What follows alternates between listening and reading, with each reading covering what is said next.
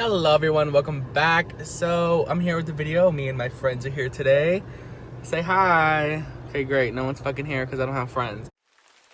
I am disappointed in life at this point. I just finished a book that was on my extremely high anticipated list for about 2 months now, because I read the first book a couple of months ago when it came out, and the second book was just released August 1st. Obviously, you know what that book is if you clicked on the thumbnail, and that is A Lesson in Thorns and A Feast of Sparks by Sierra something.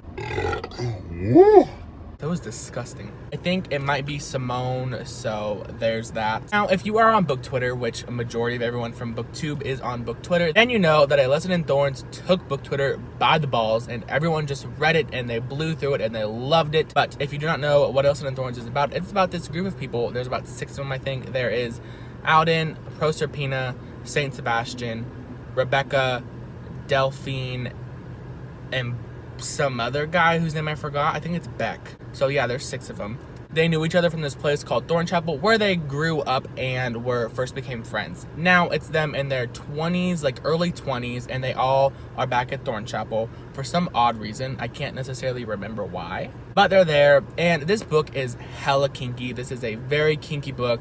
It's got a lot of BDSM from subs and dom. It just has, some wild stuff in here, and I think that's why it took the community by storm, is because everyone in this book is bisexual, so everyone is up for grabs while they're all like having sex. But the thing is none of these characters have actually had sex with each other yet. So the whole build up in A Lesson in Thorns is to see who's gonna end up sleeping with each other, or is it going to turn into one big orgy fest because they're all bisexual and they're all interested in each other and find each other sexually attractive. The first book is very good. The writing is really good. The plot is a little wacky, but it totally is okay, because just the pure sexual tension and wildness of that book is so good that it just keeps you on your toes. And I loved A Lesson in Thorns. I ended up rating it 5 stars because it was just so good. I ended up devouring it in 2 days, and it's just really, really good. But the second book, Feast of Sparks, that just came out, the one I want to talk about, this is going to be why you should not invest your time in this series. I'm not going to spoil this until the very end. I'll put a little spoiler marker so you know not to watch the video anymore if you don't want to know the exacts of what's going to happen. I am going to very loosely explain to you what happens in the end, because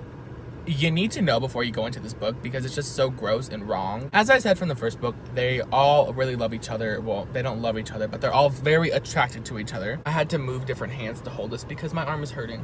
But they're all very attracted to each other. They've fucked a lot in the first book. Like, there was a lot of fucking in that book. So A Feast of Sparks is from a different person's point of view. The first book is from her real name is Proserpina, but like, who has the time to pronounce that? So her nickname is Poe. And the first book was in Poe's point of view, and the second one is from Saint Sebastian's point of view. Now, I love Sebastian above everyone else. He's my ride or die, my baby. He's so soft. He's like your hard, tattooed, body piercing, Metallica, rock hard. I think that's the love sign, not the devil. That's what I was going for. He's really soft, and I loved him, and I still love him. But this book was supposed to be about his point of view. So you learn a lot about his backstory in this book. Honey, you've got a big storm coming. And Jesus, what a mess. Like, all I'm gonna say on his backstory is what a mess. Literally, what a mess. And the person that he is involved with, this book does feature a polyamorous relationship between Poe and Alden.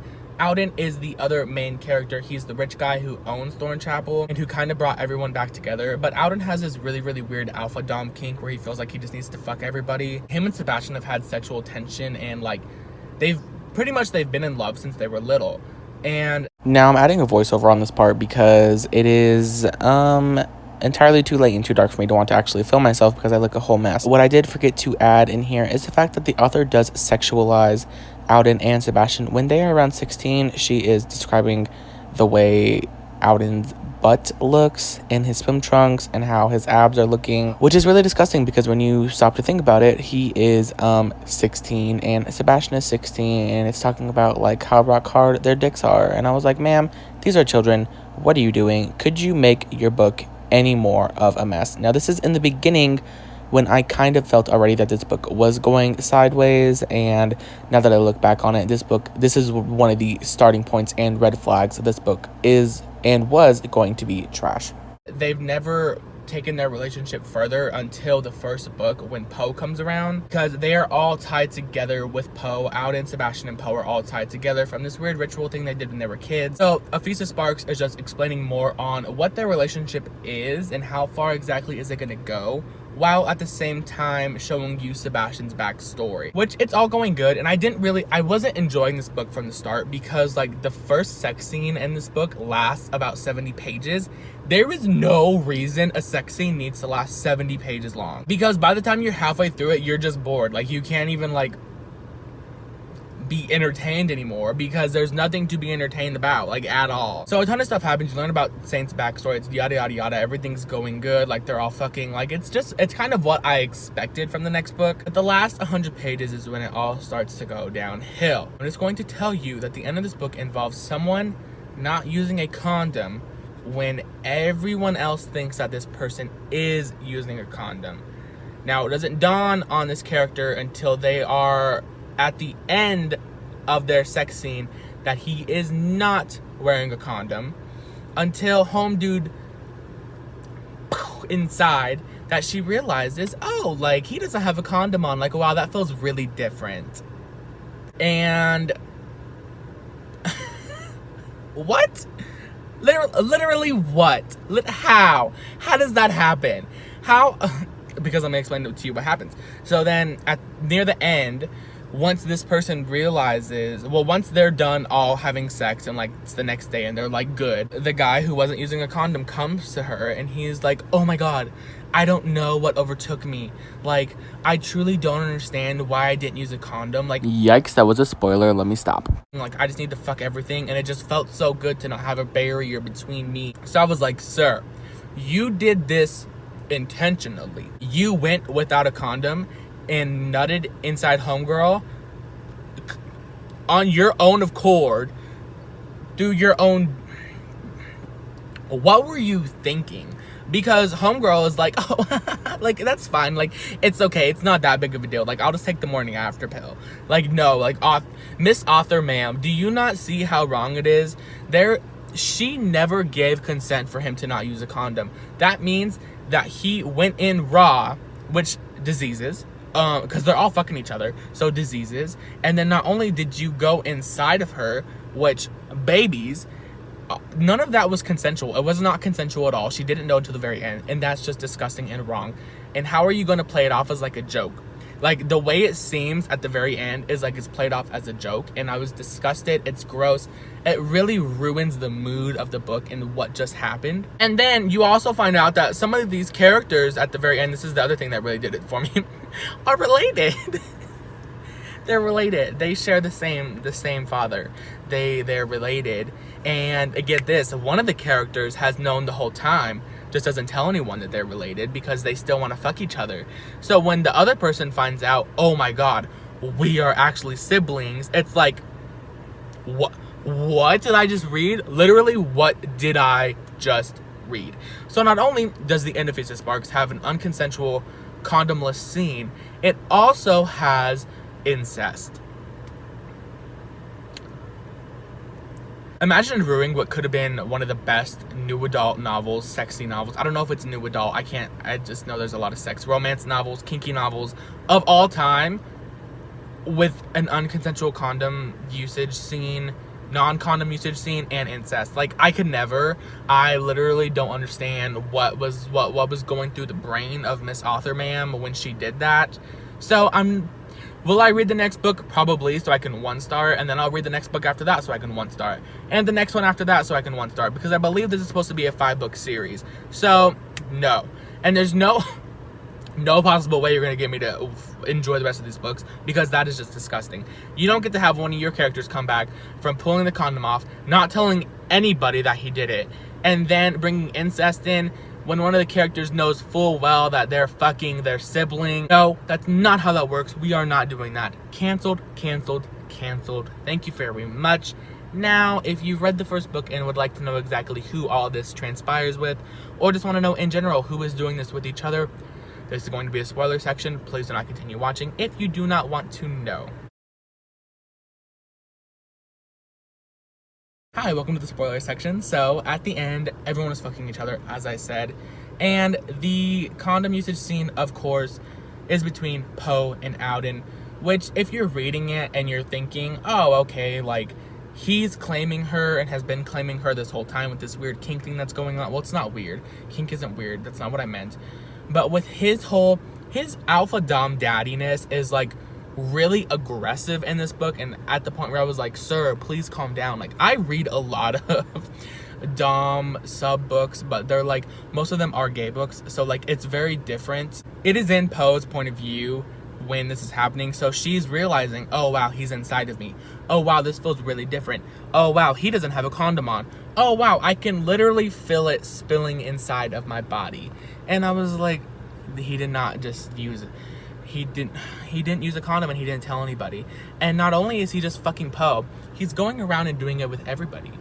The dudes, the girls, he's doing it with everybody, because he's like, oh my god, I just have to do it. Like, it just feels so good. Like, sir, no. Nobody knew that you were not using a condom. That is disgusting. Please, no. Canceled. Goodbye. And then the end incest thing also happens with, you're gonna, oh, I wanted to throw up. So if you're watching this and you don't really know who the characters are, as I said in the beginning, this book is about Saint Sebastian's point of view, as well as his relationship with Alden when they were younger. I could tell from the about a little bit of a 3/4 way mark that something was going on between Alden and Sebastian that wasn't meant to be. Now, as I was saying earlier, I had recorded and lost footage of something that I had said earlier, is the fact that in the first book, Saint and Alden really hate each other, and there's like no communication, and we don't really find out why they hate each other until this book. So that is what I'm going to be explaining now, is why they hated each other. It's incredibly stupid, it's dumb, it's petty, and it doesn't make any sense, and it's like a misunderstanding all along. let me tell you all this. When they were younger, the guys at their church school thing found out that Sebastian likes guys just as much as he likes girls. Of course, it's a church, it's a Catholic Rant thing, I believe. So obviously there's going to be homophobia. They're going to hate him, and they're going to beat him up, I believe, because of the fact that he likes guys.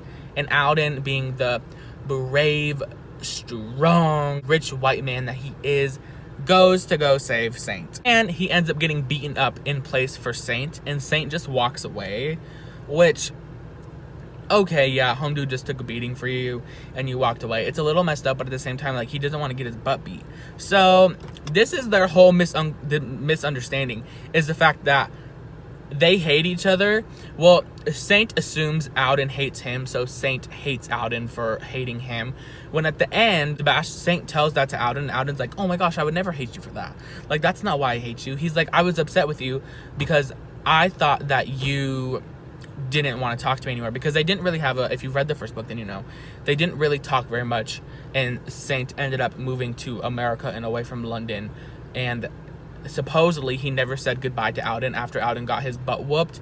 So that's why Alden was upset, because he thought Sebastian didn't love him. So they're like, oh my god, of course I love you, like, how could you ever think I'd be mad at you?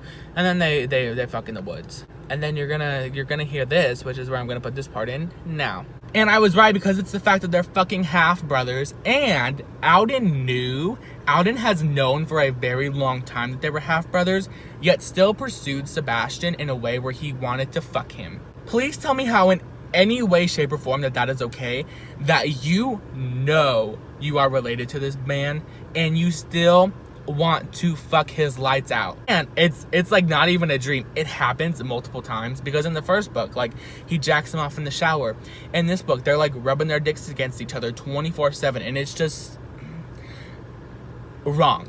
It's wrong. It's wrong, because you ruined your book by not only doing the whole no condom thing, like, yeah, let's like not pull the condom thing off. And the fact, let me talk about this condom thing one more time, is the fact that Poe was laughing the whole time and she was giggling. She's like, he, it's no big deal. Like, we can do it again next time. I kind of like not using condoms. I was like, what aren't you getting? What isn't clicking by the fact that he didn't ask you? He didn't ask you.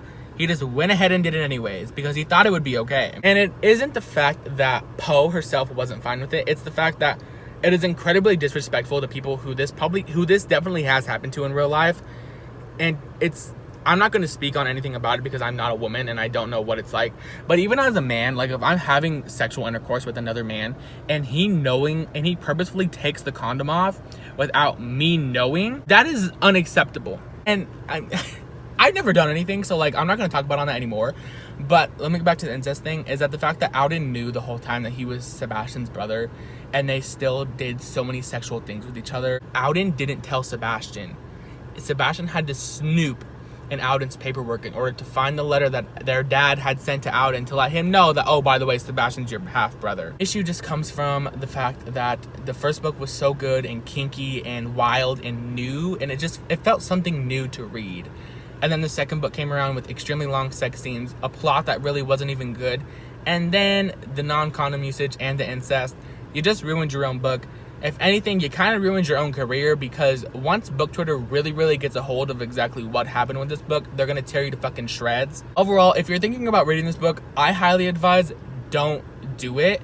I mean, if you want to support something like that, then you do you. Like, I guess, like, that's just gross. And if maybe they won't be half brothers and she'll pull some Cassandra Clare shit. Maybe she'll pull some, like, you guys aren't related type of stuff. I don't know. We shall see. But anyways, I'm done here. Like, I don't have anything else to tell you guys besides the fact that there's a scene where home dude just takes the condom off without telling anybody, and the fact that these people are related and still fucking anyways. So the second book itself wasn't good. If you want to read the first book, you can read the first book as a standalone and be totally fine not reading the rest. So I definitely advise, if you're looking for a good, smutty, kinky book that's fun and fast, read A Lesson in Thorns. Anyways, guys, I'm done here. I have tacos I need to eat, and my Pepsis are melting, so I will be back. I'm working on getting a bookshelf and a setup for the house that I'm living at now, since I don't live with my parents anymore. So a lot of my videos are going to come from my car now until I can afford a ring light and afford to, like, film in my own house. So thank you for watching, y'all. Let me know if you've read this book, what your thoughts were, or if you've read Lesson in Thorns, how your thoughts were on that one. But I will see you guys later. Thanks for coming out. Thanks for watching. And for now, adios.